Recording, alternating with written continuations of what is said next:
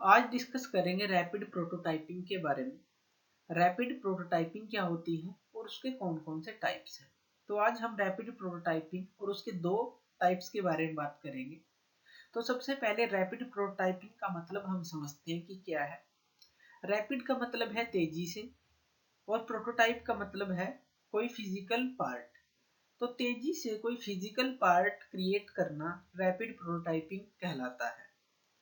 तो rapid prototyping के अंदर हम करते क्या है, तो उसके स्टेप्स हैं वो देख लेते हैं। सबसे पहले हम क्या करते हैं, एक कैड मॉडल बनाते हैं। कैड मॉडल मींस, कैड का मतलब है कंप्यूटर एडेड डिजाइन। ये एक सॉफ्टवेयर है जो कंप्यूटर के अंदर हम डिजाइन करने के लिए यूज करते हैं। तो इस सॉफ्टवेयर के थ्रू हम एक फिजिकल पार्ट बनाते हैं, मींस उसका मॉडल बनाते हैं फिजिकल पार्ट का, जो 3D में होता है कंप्यूटर के अंदर। फिर उसकी जो ड्राइंग तैयार हो जाती है, मॉडल वो तैयार हो जाता है सॉफ्टवेयर में। सॉफ्टवेयर के थ्रू उसको दोबारा से STL फॉर्मेट में कन्वर्ट कर लिया जाता है। STL का मतलब है स्टैंडर्ड ट्रायंगुलर लैंग्वेज। ये एक तरह की लैंग्वेज है जो प्रिंटर समझता है कि ये जो हमने कैड मॉडल बनाया है, ये STL फॉर्मेट उसको क्या बोलना चाह रहा है। STL फॉर्मेट मींस ये लैंग्वेज प्रिंटर को समझाती है हमें कैड मॉडल जो हमने बनाया है उसको क्रिएट कैसे करना है। तो ये STL फॉर्मेट में करते क्या हैं, जब ये STL फॉर्मेट है तो ये क्या करता है, हमारे जो प्रोडक्ट है जो हमने कैड मॉडल बनाया उसको स्लाइस लेयर के अंदर तोड़ देता है। मीन्स अगर हमारा 10 mm थिकनेस का कोई ऑब्जेक्ट है तो वो उसको 1 mm 10 बार उसको लेयर्स के अंदर तोड़ देगा। और प्रिंटर को वो 1 लेयर पहले निर्देश देगा कि पहली लेयर हमें क्रिएट करनी है 1 mm की, फिर दूसरी, फिर तीसरी, ऐसे जब 10 लेयर कंप्लीट हो जाती हैं तो हमारा पार्ट कंप्लीट हो जाता है। तो ये जो STL फॉर्मेट है ये क्या करेगा, स्लाइस लेयर में हमारे एक्चुअल जो मॉडल को तोड़ देगा, जिसकी थिकनेस जो होगी लेयर्स की सेम होगी, आइडेंटिकल थिकनेस की लेयर्स होंगी उस प्रोडक्ट के बारे में। जैसे 10 mm का है तो 1 mm की एक थिकनेस 10 बार होगी। उसके बाद जो हमारी फर्स्ट लेयर है फिजिकल मॉडल की, वो क्रिएट हो जाएगी प्रिंटर के अंदर। जो 3D प्रिंटर है हमारा, जो 3D मशीन हमने लगाई हुई है, तब हम क्या करेंगे, उसको बाहर निकाल लेंगे और फिनिशिंग करके हमारा प्रोडक्ट तैयार हो जाएगा। तो ये हमारे कुछ बेसिक्स स्टेप्स हैं रैपिड प्रोटोटाइपिंग के अंदर। तो अब समझते हैं इसको फिगर्स के थ्रू। हमारे पास कंप्यूटर स्क्रीन है, इसके अंदर कैड का सॉफ्टवेयर है। तो हम एक 3D मॉडल बना लेते हैं। मान लीजिए हमें ये पार्ट क्रिएट करना है तो हमने इसका मॉडल बना लिया। यह है कैड मॉडल। यहाँ पे हमारी एक 3D प्रिंटिंग मशीन पड़ी हुई है जिसके अंदर हमारा 3D प्रिंटर है, और ये दोनों कनेक्टेड हैं एक वायर के साथ। ये वायर इस 3D प्रिंटर के साथ और कंप्यूटर के साथ कनेक्टेड है। अब क्या होगा, हम सॉफ्टवेयर के थ्रू इसको लेयर्स के अंदर डिवाइड कर लेंगे, इक्वल लेयर्स के अंदर जिनकी थिकनेस इक्वल होगी। तो ये हमारा लेयर्ड मॉडल हो जाएगा। अब ये जो हमारा कैड मॉडल है वो लेयर्स के अंदर तोड़ दिया। STL फॉर्मेट अब क्या करेगा, STL लैंग्वेज अब प्रिंटर को बताएगी कि हमें फर्स्ट लेयर नीचे वाली क्रिएट करनी है, फिर दूसरी करनी है, फिर तीसरी, फिर उससे ऊपर वाली, और हमारा पूरा प्रोडक्ट है वो फ्यूज होने के बाद हम उसे पिघला के एक इकट्ठा मॉडल क्रिएट कर लेंगे जो हमारा फाइनल प्रोडक्ट होगा। वो देखते हैं कैसे। जब कंप्यूटर इसको बताएगा कि आपको प्रिंटर को कि आपको फर्स्ट लेयर ये क्रिएट करनी है, तो हमारा प्रिंटर मूव करेगा और प्रोडक्ट लेयर बाय लेयर हमारा क्रिएट होता चले जाएगा। और ये फर्स्ट लेयर सेकंड लेयर आपस के अंदर एक कंप्लीट फिजिकल पार्ट बना देंगे। तो इस तरह से हमारी रैपिड प्रोटोटाइपिंग वर्क करती है। तो इसके दो टाइप्स आज हम डिस्कस करेंगे।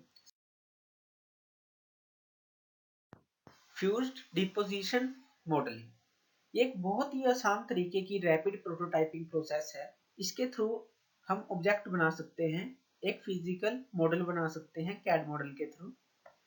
तो इसके अंदर क्या है, हमारे पास जो कंपोनेंट्स यूज होंगे वो कौन कौन से हैं। प्लास्टिक का फिलामेंट, एक प्लास्टिक का फिलामेंट यूज होगा। हीटेड एक्सट्रूजन नोजल, एक नोजल यूज होगी जो हीट करेगी, और एक्सट्रूजन नोजल होगी जो हीटेड मेटल को बाहर की तरफ स्क्वीज करेगी।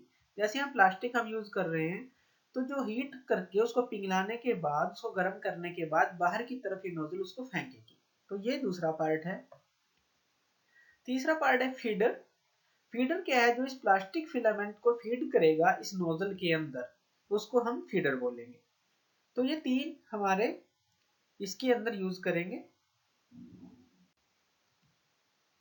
तो सबसे पहले हमारे पास है प्लेटफॉर्म, जिसके ऊपर हम अपना फिजिकल मॉडल है उसको क्रिएट करेंगे।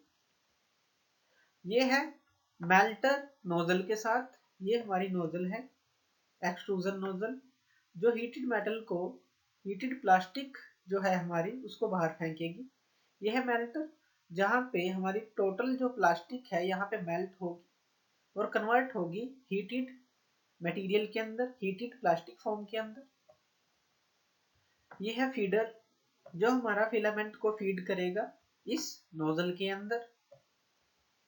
ये है कोइलिंग रोलर, जो प्रोवाइड करेगा फिलामेंट को इन फीड रोलर को और इस नोजल को।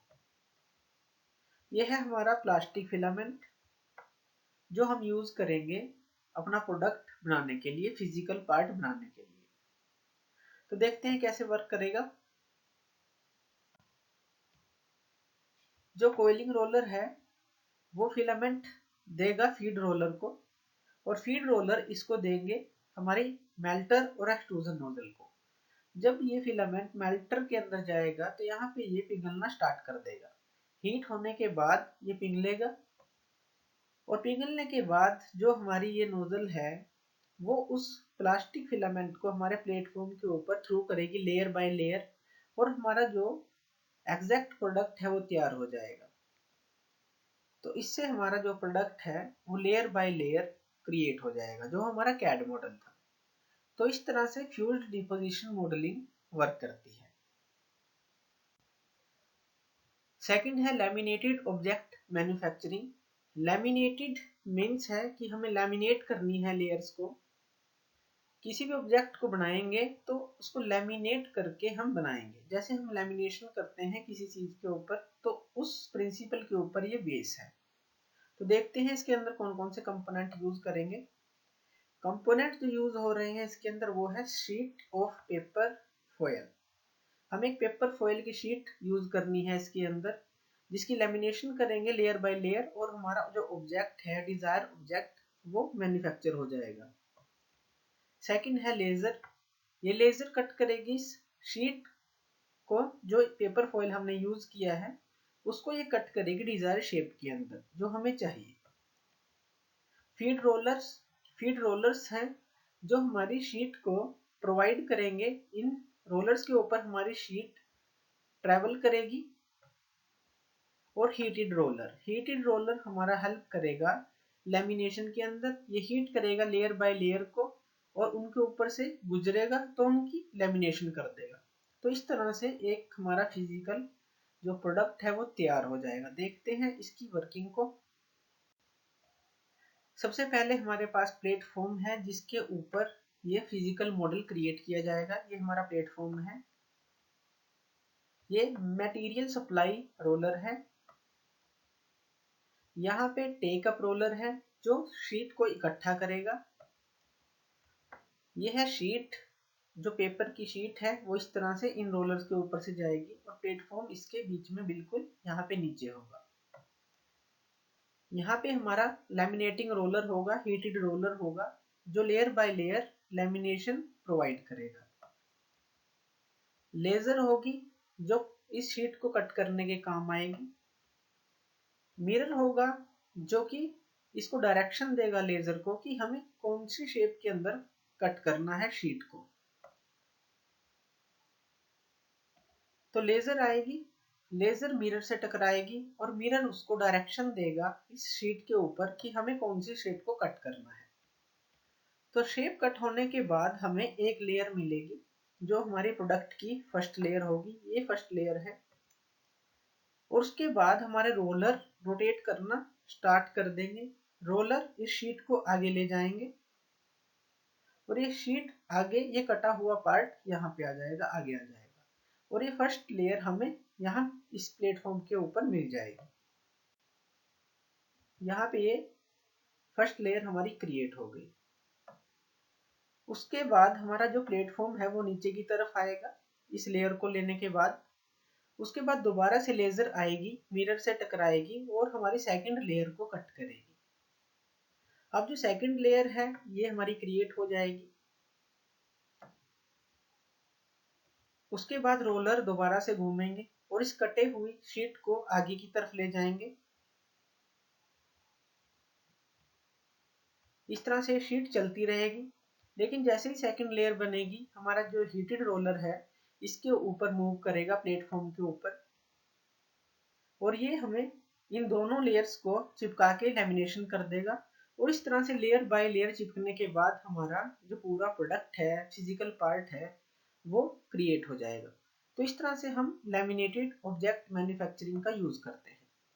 तो ये थी दो टेक्निक्स रैपिड प्रोटोटाइपिंग की। थैंक यू ये वीडियो देखने के लिए। और ज़्यादा अपडेटेड वीडियोस के लिए आप मेरे चैनल लर्न एंड ग्रो पे मुझे सब्सक्राइब कर सकते हैं। Thank you.